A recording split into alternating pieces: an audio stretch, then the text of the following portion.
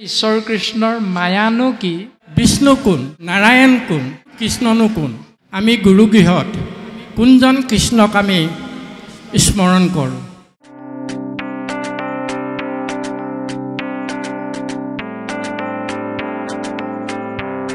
কৃষ্ণ কৃষ্ণ ব্ৰহ্মা নাৰদ সংবাদ অৰ্থাৎ পিতা পুত্ৰৰ কথোপকথন প্ৰজাপতি ব্ৰহ্মাৰ মানস পুত্ৰ হ'ল দেৱঋষি নাৰদ আৰু নাৰদৰ লগত পিতৃ প্ৰজাপতি ব্ৰহ্মাৰ যি কথোপকথন তাক গুৰুজন বস্তুৱে ব্ৰহ্মা আৰু নাৰদ সংবাদ ৰূপে প্ৰকাশ কৰিছে পদ শোকনি গদতি ৰাজা শুনা মহাশয় তুমি জীৱা পুছিলায়া মাত অৰ্থচয়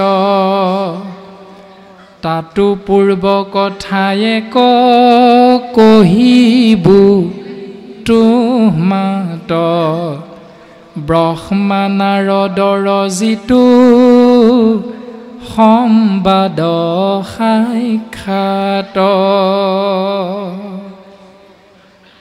হে ৰাজন পৰীক্ষিত তুমি যি কথা সুধিলা এই কথাৰ উত্তৰ মই তোমাক মোৰ মতেৰে দিব নোৱাৰোঁ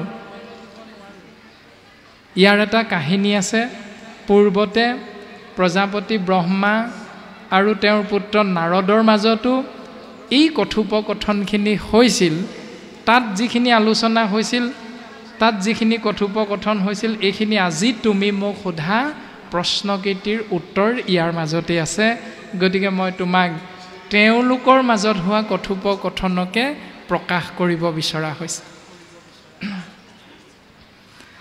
ৰাম একদিনা প্ৰজাপতি চিত্ত থিৰ কৰি শুদ্ধ থানে বহি যম নিয়মক ধৰি প্ৰজাৰ কুশল চিন্তি কৰি যজ্ঞচয় কৃষ্ণৰ চৰণ চিন্তি আশা কৃপাময়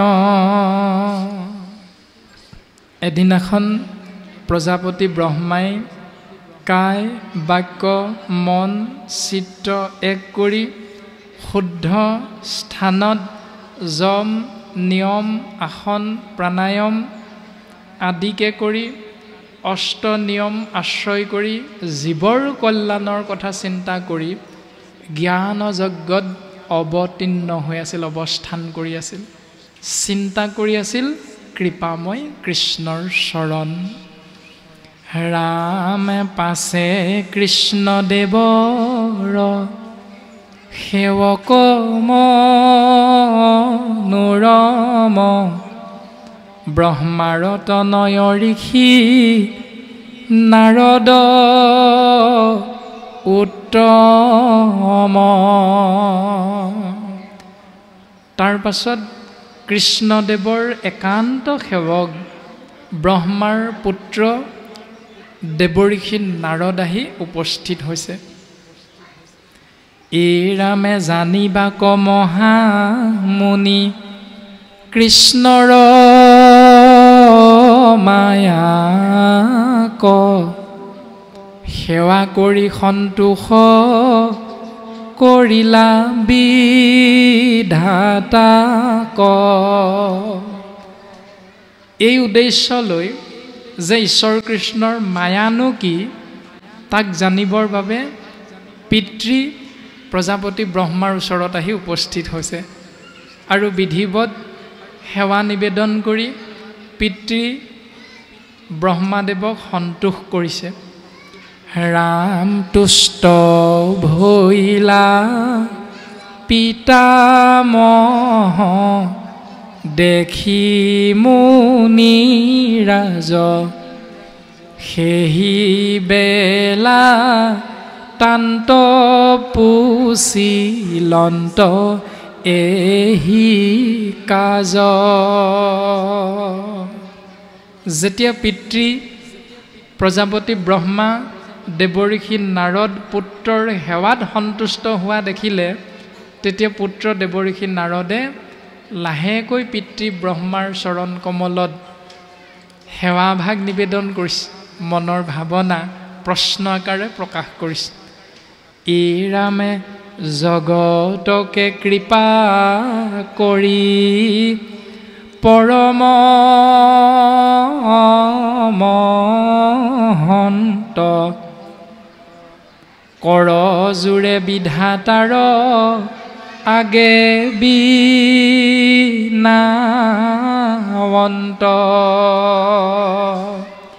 এই জগতৰ কল্যাণৰ অৰ্থে সেই পৰম মহন্ত তুমি আমাক কৃপা কৰাচোন, আমি জানিবলৈ বিচৰা হৈছে। এৰা নাৰদ বদতি নমো দেৱ সৃষ্টি কৰ, বুজায়োক মোক জ্ঞান সাধন সুন্দৰ। জগত প্ৰকাশে কোনে কাহাত আশ্ৰয়, কোনে স্ৰজে কোনে পালে কাহাত ঠাকয়। নাৰদ বদতি নমো দেৱ সৃষ্টিকৰ। দেৱঋষি নাৰদে সেৱা নিবেদন কৰি সৃষ্টিকৰ পিতৃ ব্ৰহ্মাক সুধিছে, হে পিতৃ, হে সৃষ্টিকৰ, হে বিধিবৰ, তুমি মোক সুন্দৰকৈ বুজাই দিয়াচোন, এই চৰাচৰ ব্ৰহ্মাণ্ড কোনেনো সৃজন কৰিলে, কোনেনো পালন কৰে, কোনেনো সংহাৰ কৰে। জানিবৰ মোৰ মন গৈছে, তুমি আমাক কৃপা কৰা পিতৃ। যিটো প্ৰশ্ন মহামানী শুকগুৰুৰ চৰণ কমলত অভিশপ্ত পৰীক্ষিত ৰাজা ইতিমধ্যে গুৰুজন বস্তুৱে দুলৰি চন্দ্ৰভাগীত দৰ্শন কৰাই গ'ল। প্ৰভু, মই এইখিনিতে আপোনাৰ ব্যাখ্যাটোতেই আকৌ এটি প্ৰশ্ন কৰিছোঁ, যিটো গুৰুত্বপূৰ্ণ প্ৰশ্ন নাৰদে ব্ৰহ্মাৰ পৰা জানিছে, সৃষ্টি কোনে কৰিছে, পালন কোনে কৰিছে। এতিয়া মই জানিব বিচাৰিছোঁ, আমি ভকতসকলে সদায় গুৰুগৃহত সোমাওঁ। আমি গুৰুগৃহত কোনজন কৃষ্ণক আমি স্মৰণ কৰোঁ? যিহেতু আমি কৃষ্ণ পাইছোঁ দ্বিভুজ কৃষ্ণ, কৃষ্ণ পাইছোঁ চতুৰ্ভুজ কৃষ্ণ, আমি আকৌ কৈছোঁ নাৰায়ণ। তেতিয়াহ'লে এই প্ৰশ্নটোতে উত্তৰটো আহকচোন, যে সৃষ্টি স্থিতি সকলোৰ যদি কাৰণ কৃষ্ণই হয়, তেতিয়াহ'লে বিষ্ণু কোন, নাৰায়ণ কোন আৰু কৃষ্ণনো কোন? এই কথাটো সেই দিশতে আহিলেই ভাল হয়। কৃষ্ণ পৰম বৈষ্ণৱজনাৰ চৰণ কমলত আমি ভক্তিৰ সেৱা নিবেদন কৰা হৈছে। কৃপালু শ্ৰীমন্ত শংকৰদেৱ গুৰুজনাই আমাক সুন্দৰভাৱে দৰ্শন কৰাইছে। বাংময় মূৰ্তি বুলি, যাক ভগৱন্ত পুৰুষে নিজ মুখে মহাভক্ত উদ্ধৱৰ আগত প্ৰকাশ কৰিছে যে সেই উদ্ধৱ, মই বৈকুণ্ঠলৈ যামগৈ। অৰ্থাৎ দ্বিভুজৰ শৰীৰধাৰী, দুখন হাতৰ শৰীৰধাৰী কৃষ্ণ তত্ত্বই মহাভক্ত উদ্ধৱক দাপৰ যুগত সিদ্ধান্ত দি দিলে যে উদ্ধৱ, মই এই ধৰাধামত আহিছোঁ আৰু এই ধৰাধামৰ পৰা মই পুনশ্চ যামগৈ। অৰ্জুনৰ আগতো গীতা জ্ঞানৰ জৰিয়তে সিদ্ধান্ত দিছে, যদা যদা হি ধৰ্মস্য গ্লানিৰ্ভৱতি ভাৰত অভ্যুত্থানমধৰ্মস্য তদাত্মানম সৃজম্যহম পৰিত্ৰাণায় সাধূনাম বিনাশায় সদুষ্কৃতাম ধৰ্ম সংস্থাপনাৰ্থায়ৰ সম্ভৱামি যুগে যুগে। যি নিৰ্গুণ নিৰাকাৰ পৰম ব্ৰহ্মই জীৱৰ কল্যাণৰ অৰ্থে সগুণ সাকাৰ ৰূপ ধাৰণ কৰি এই ধৰাধামত অৱতৰণ হয়। আৰু তেৰা যেতিয়া দাপৰ যুগৰ অন্তত এই সংসাৰ এৰি পুনশ্চ গুচি গ'ল, তেতিয়া ভগৱন্ত পুৰুষে নিজ মুখে প্ৰকাশ কৰি থৈ গ'ল উদ্ধৱৰ আগত যে উদ্ধৱ মই যামগৈ, কিন্তু তুমি মোক থাকিবলৈ কৈছা, মই থাকিম। মই ক'ত থাকিম? তিৰোধায়াম প্ৰবেশটো হয়ং শ্ৰীমদ ভাগৱতাৰ নৱম। মই যামগৈ উদ্ধৱ, তিৰোধায়ম প্ৰৱেশটো হয়ং, মই পুনৰ প্ৰৱেশ কৰিম শ্ৰীমদ ভাগৱত অৰ্ণৱম। মই শ্ৰীমদ ভাগৱতত নিহিত হৈ থাকিম। কেনেকৈ থাকিম? তেহনয় বাংময় মূৰ্তি প্ৰত্যক্ষাৱৰ্ততে হৰে। মই বাংময় ৰূপত থাকিম। বাংময় ৰূপটো কি? বাক যুগ মই সমান, বাংময় সমান শব্দ ব্ৰহ্ম ৰূপত থাকিম। অৰ্থাৎ যাক আমি নাম তত্ত্ব বুলি বুজি পাওঁ। সেই নাম তত্ত্বৰ ৰূপটোক গুৰুজন বস্তুৱে সপ্তখলপীয়া সিংহাসনৰ একেবাৰে ওপৰৰ আমহি ঘৰত গুণমালা ৰূপত গুৰুজন বস্তুৱে প্ৰকাশ কৰি দিছে।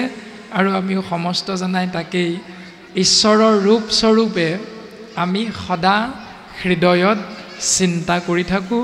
যিটো কীৰ্তন গ্ৰন্থত গুৰুজনে কৈছে যে ভাই মুখে বোলা ৰাম, হৃদয়ে ধৰা ৰূপ, এতেকে মুকুতি পাইবা কহিলো স্বৰূপ। কৃষ্ণ প্ৰভু, আমি যে কীৰ্তন ঘৰত সোমাই যিটো ধ্যান কৰোঁ, সেইজন কৃষ্ণ নে বিষ্ণু? কৃষ্ণ। ঈশ্বৰৰ নামত ভিন্নতা নাই, আপোনাসবে জানে।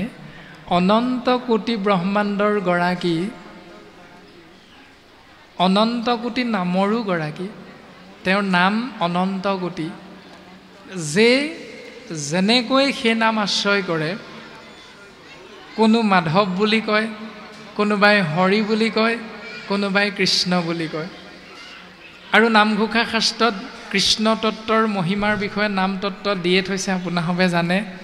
কৃষসেন শব্দ ইটো পৃথিৱী বাচক ভৈল, ন আনন্দত প্ৰৱৰ্তয়, দুইৰো এক পদ ভৈলে পৰম ব্ৰহ্ম ৰূপ কৃষ্ণ, নাম আনন্দক মাত্ৰ কয়।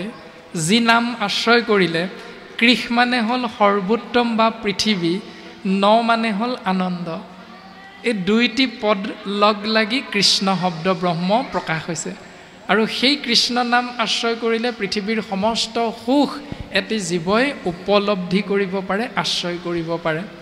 আকৌ বিপৰীতে ৰাম শব্দৰ অৰ্থ কৈছে, ৰাম শব্দৰ ৰা পদ ভৈল প্ৰচণ্ড বহ্নি নিশ্চয়, ম বায়ু সমে অধৰ্ম অৰণ্য দহিয়া ভস্ম কৰয়, কু কথা পাখণ্ড সম্বাদ বিবাদ পৰ্বত আতি নিষ্ঠুৰ, ৰাম কৃষ্ণ নাম বৰ্জক প্ৰহাৰী তাংক কৰা মখিমূৰ।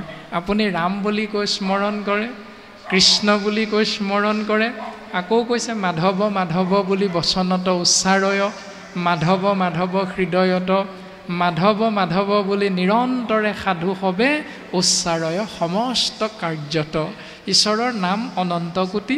আপুনি যেনেকৈ গুৰুজনে আপোনাক যেনেধৰণে কৈছে, সেই ধৰণে আপুনি মাত্ৰ আশ্ৰয় কৰক। হে ৰাম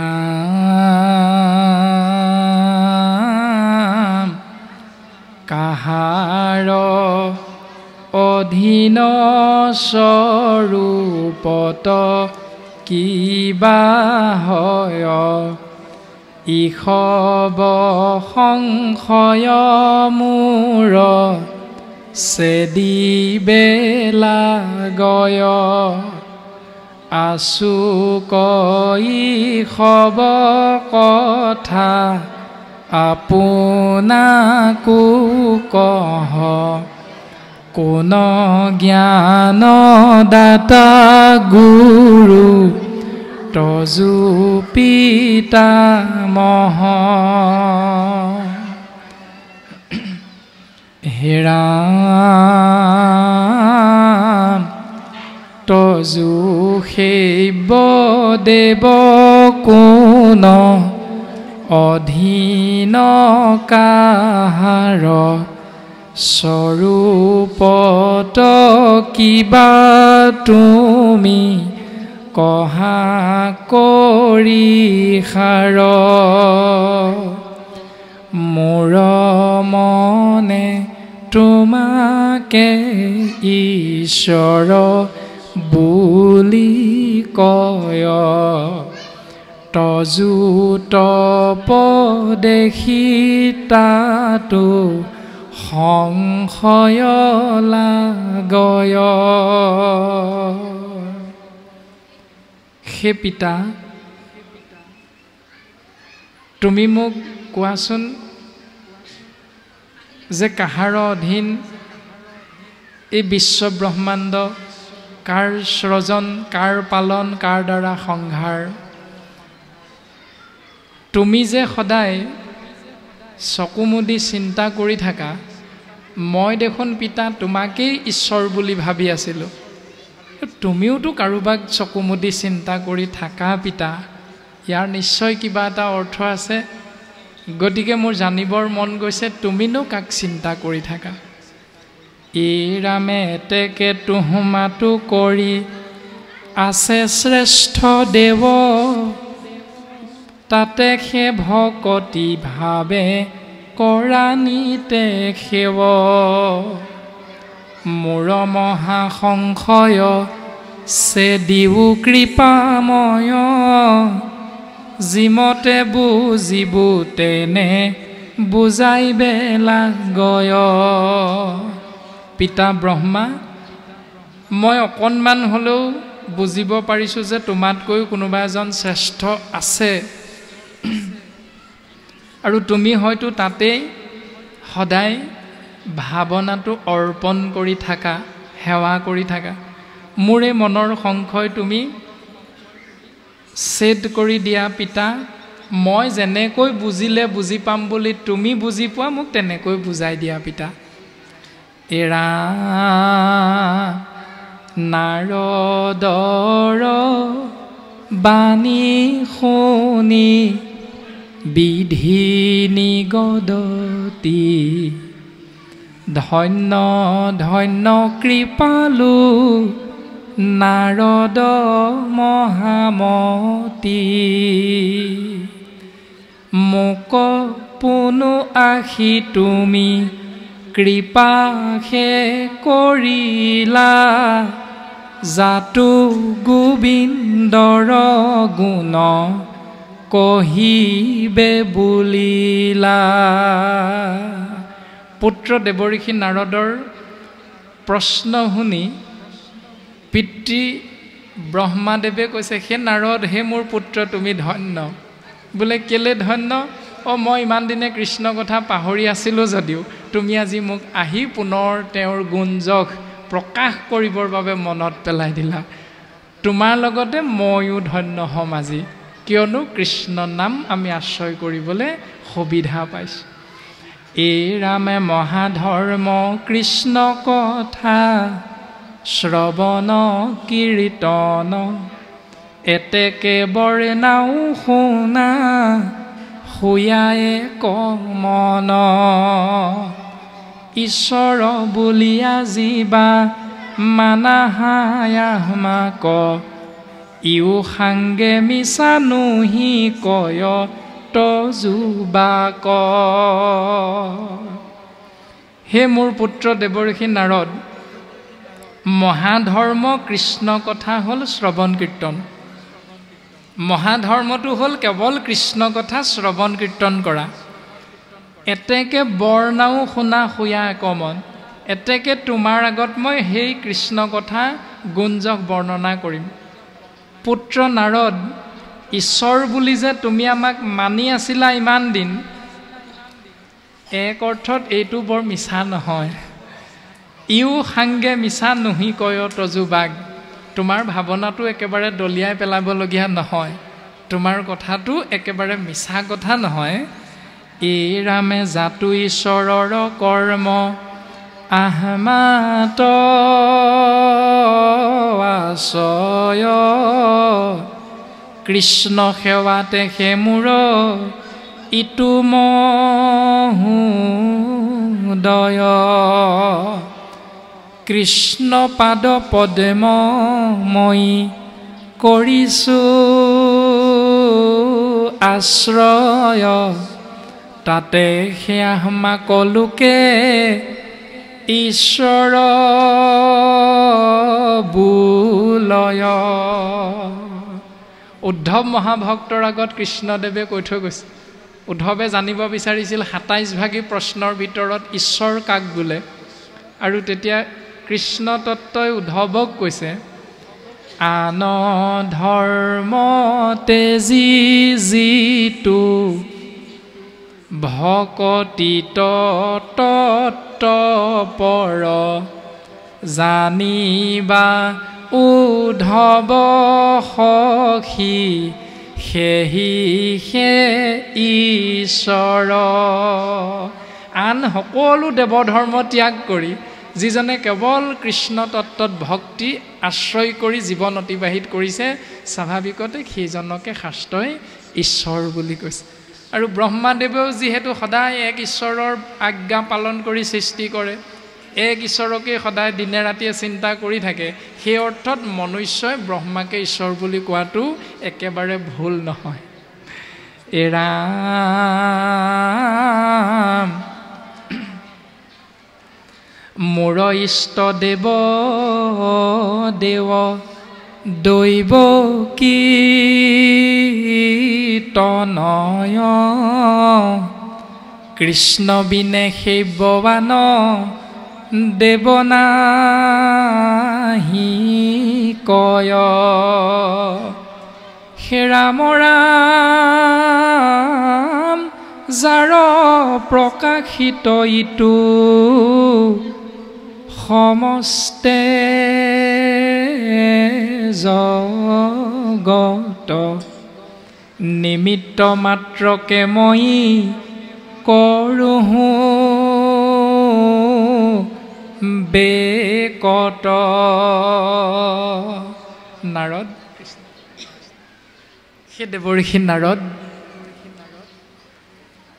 এক অৰ্থত মই যিহেতু এক ঈশ্বৰ ভজনা কৰি থাকোঁ, এক ঈশ্বৰৰ আজ্ঞা পালন কৰি থাকোঁ, সেই ক্ষেত্ৰত মোকেই ঈশ্বৰ বুলি কোৱাটো ভুল নহয়।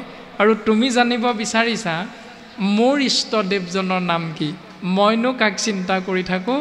আৰু প্ৰজাপতি ব্ৰহ্মাদেৱে কৈছে, মোৰ ইষ্টদেৱ দেৱ দৈৱকী তনয়, কৃষ্ণ বিনে সেব্য আন দেৱ নাহি কয়।